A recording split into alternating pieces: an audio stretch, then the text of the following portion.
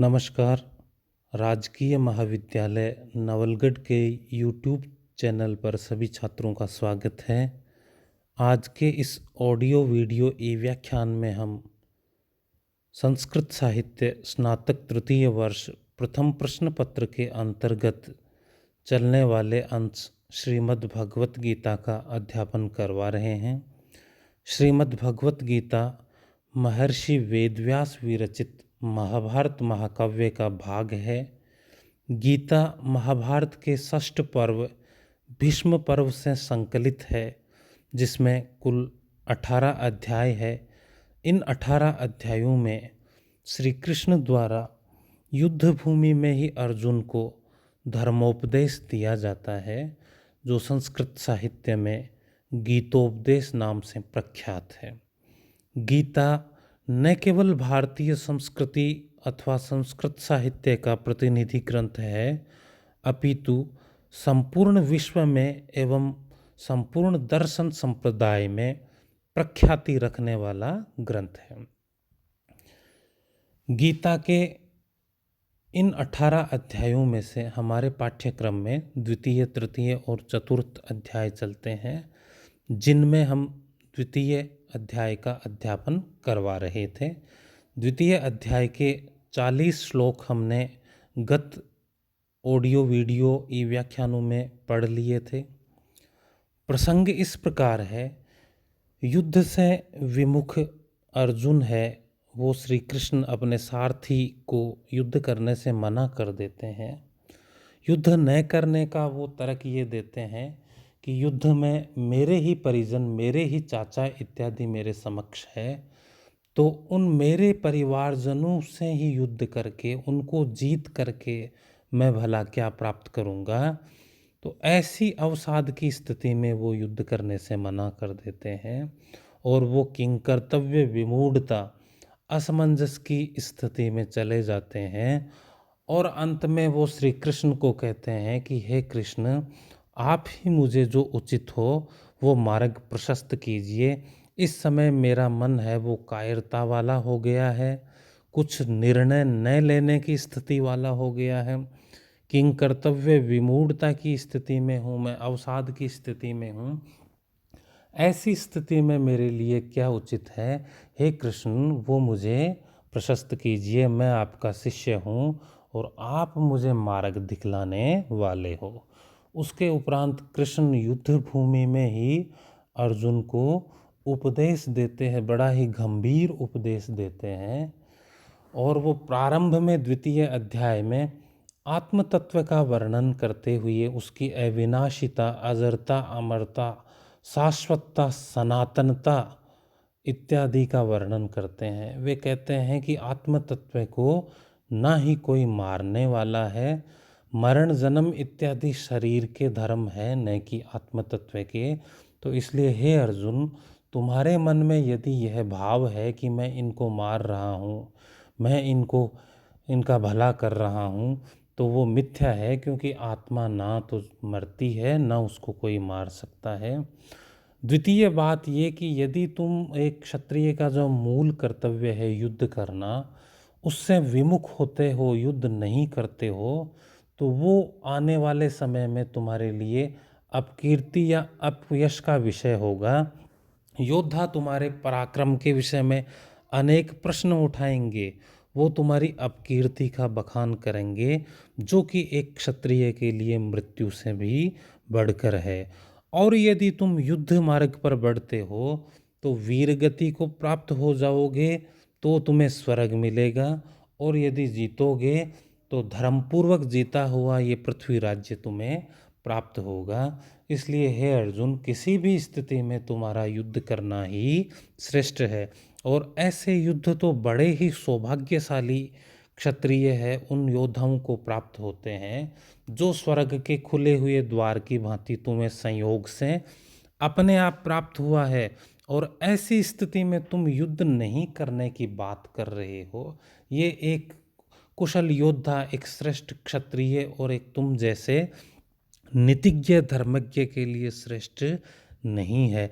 इसलिए हे अर्जुन, तुम निश्चय ही युद्ध करने के लिए तैयार हो जाओ और जो धर्म का मार्ग है, जो नीति का मार्ग है, जो तुम्हारा कर्तव्य मार्ग है, उस पर आगे पथ प्रेरित होकर बढ़ो।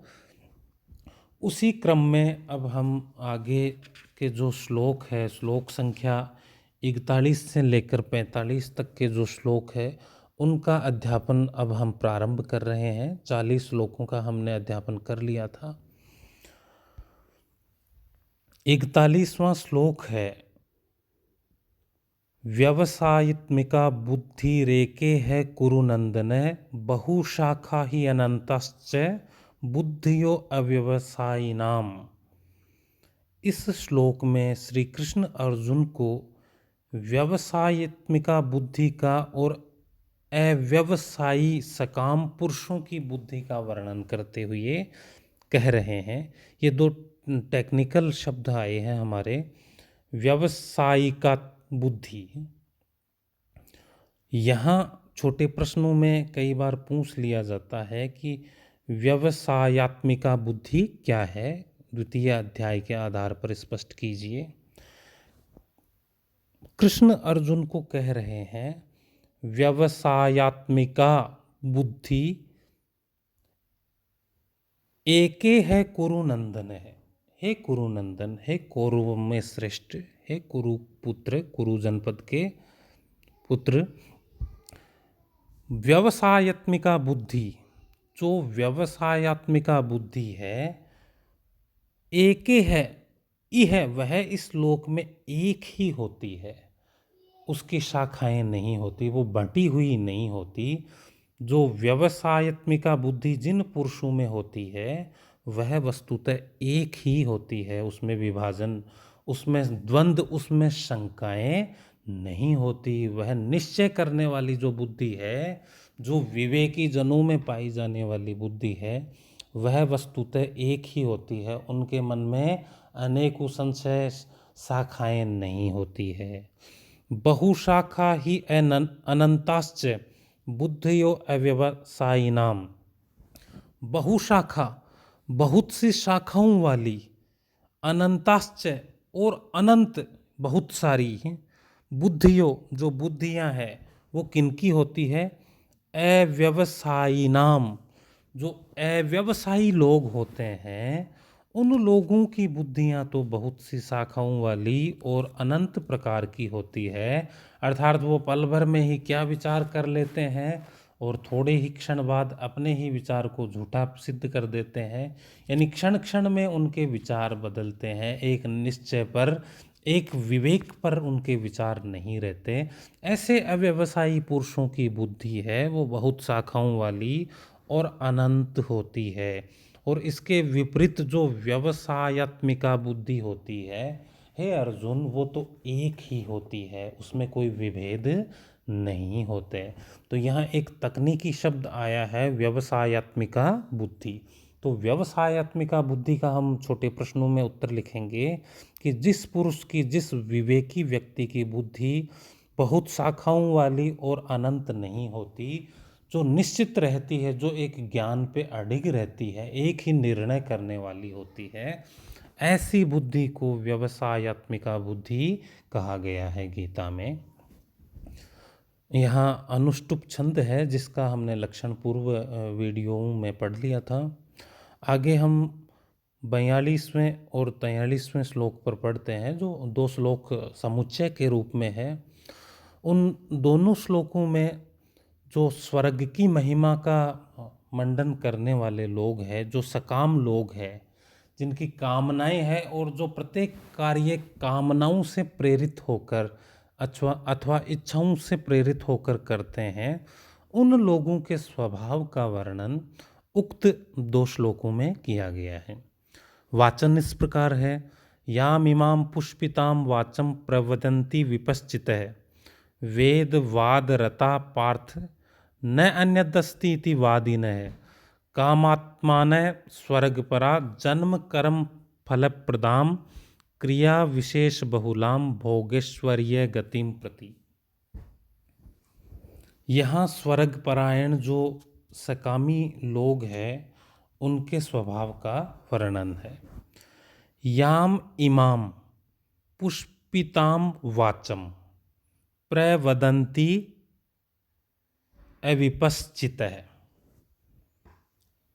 याम इमाम, जिसको, इमाम इसको, इस प्रकार की, जिस पुष्पिताम वाचम शोभायुक्त, फल प्रदान करने वाली, सुंदर लगने वाली वाचम बात को, वाणी को, प्रवदंती कहते हैं।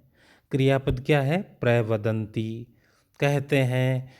कर्म क्या है? वाचम, वाणी को। कैसी वाणी को? पुष्पिताम, शोभायुक्त या सुंदर लगने वाली।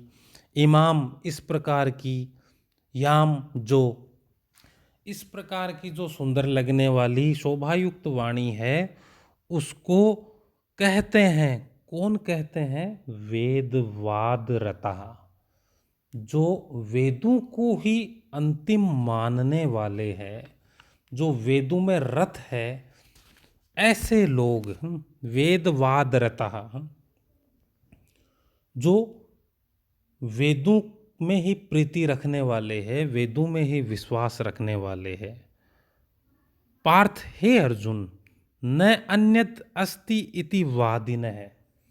उस वाणी को कौन कहते हैं? वेदवाद रता, वेदों में विश्वास रखने वाले।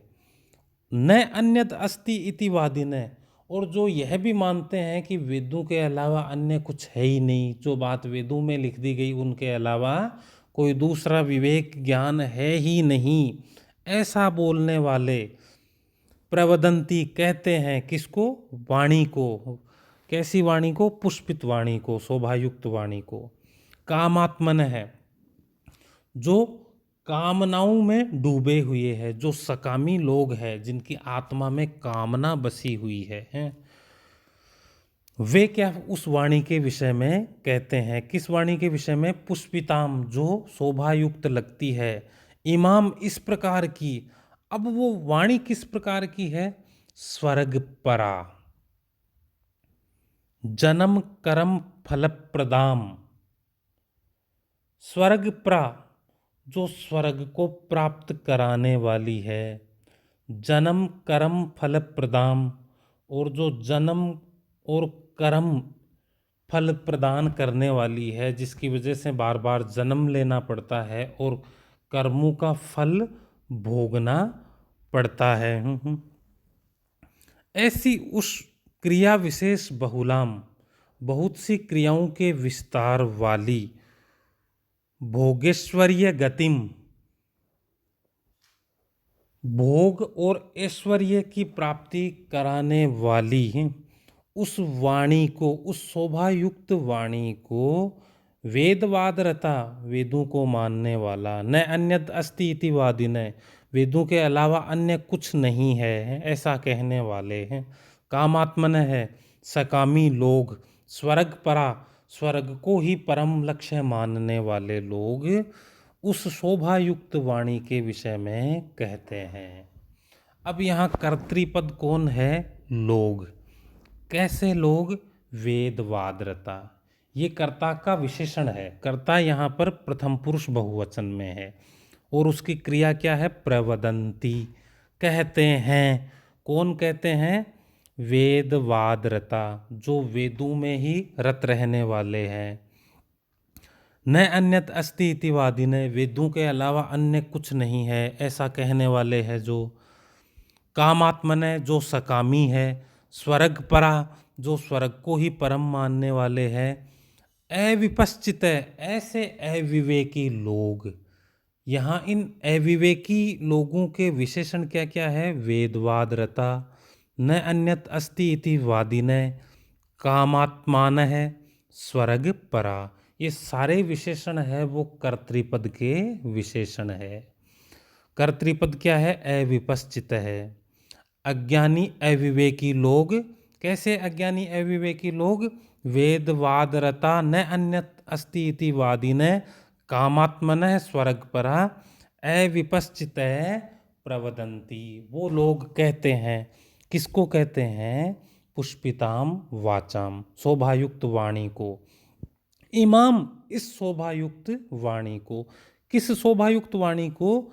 जो जन्म कर्म फल प्रदान, जन्म और कर्म फल प्रदान करने वाली है, क्रिया विशेष बहुलाम, जो बहुत सी क्रियाओं के विस्तार वाली है, भोगेश्वर्यम प्रति, जो भोग और ऐश्वर्य का कारण है, ऐसी उस वाणी को ही सकामी जो स्वर्गपरायण लोग हैं उसी का बखान करते रहते हैं।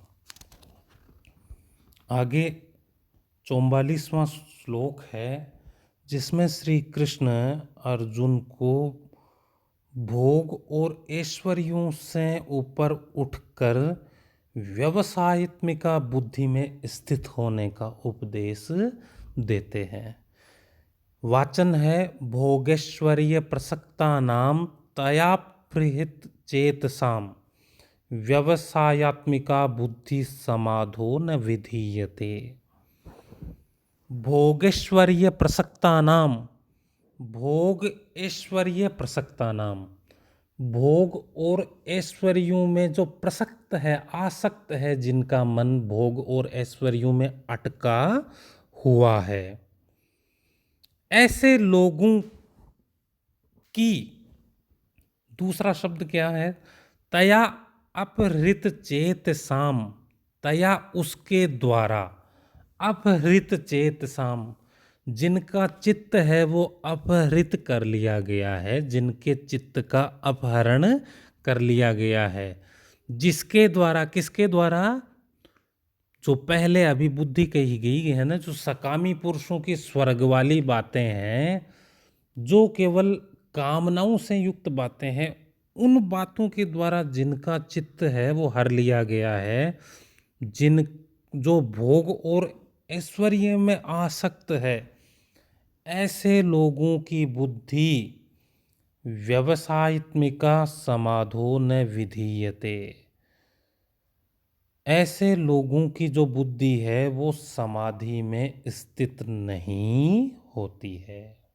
हे अर्जुन, जिन पुरुषों का चित्त भोग और ऐश्वर्यों में आसक्त है तथा जिनका चित्त पहले 2 श्लोकों में जो बताया गया, अर्थात स्वर्ग इत्यादि सकाम कामों में और वेदों में जो फल वर्णित है, उन इच्छाओं में जिनका चित्त उलझा हुआ है, उनकी बुद्धि है अर्जुन कभी भी समाधि में स्थिर नहीं हो सकती। आगे 45वां श्लोक है, त्रैगुण्य विषया वेदा निस्त्रैगुण्यो भवार्जुने निरद्वंदो नित्य सत्वस्तो निरयोगक्षेम आत्मवान।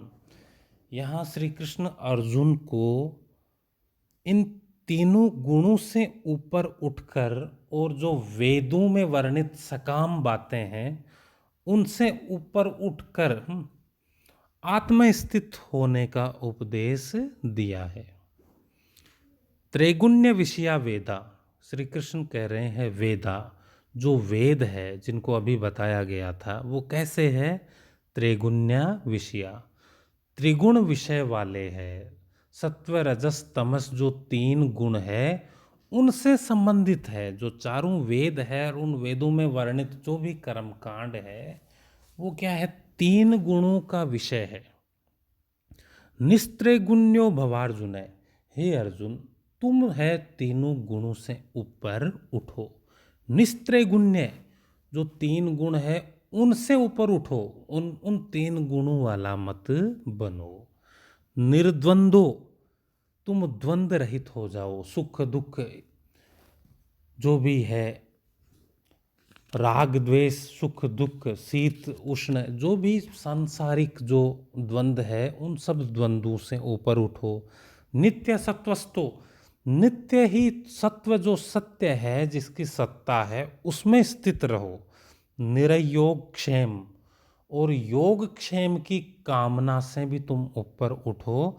आत्मवान, और अपनी आत्मा को जानने वाले अथवा अपनी आत्मा में स्थित रहने वाले संयमी बनो हे अर्जुन।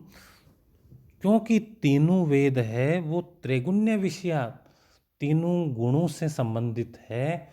तो तुम हे अर्जुन निस्त्रैगुण्य बनो, अर्थात इन तीनों गुणों से ऊपर उठो और आप जो द्वंद्व रहित बनो, सत्व गुण में स्थित हो अथवा जो सत्य की सत्ता है उसमें अवस्थित हो। योग और क्षेम से भी आप उसकी कामना से भी ऊपर उठो और आत्मवान अपनी आत्मा में अवस्थित हो। तो इस प्रकार अर्जुन को इन 5 श्लोकों में श्री कृष्ण द्वारा जो उपदेश दिया गया है वो महत्वपूर्ण है। व्याख्या एवं प्रश्नों के दृष्टिकोण से हम इन 5 श्लोकों का अध्यापन और सुदृढ़ीकरण करेंगे। आगे के असाइनमेंट में और पीडीएफ में इनसे संबंधित कार्य दिया जाएगा, उसको छात्र ध्यानपूर्वक करें। धन्यवाद।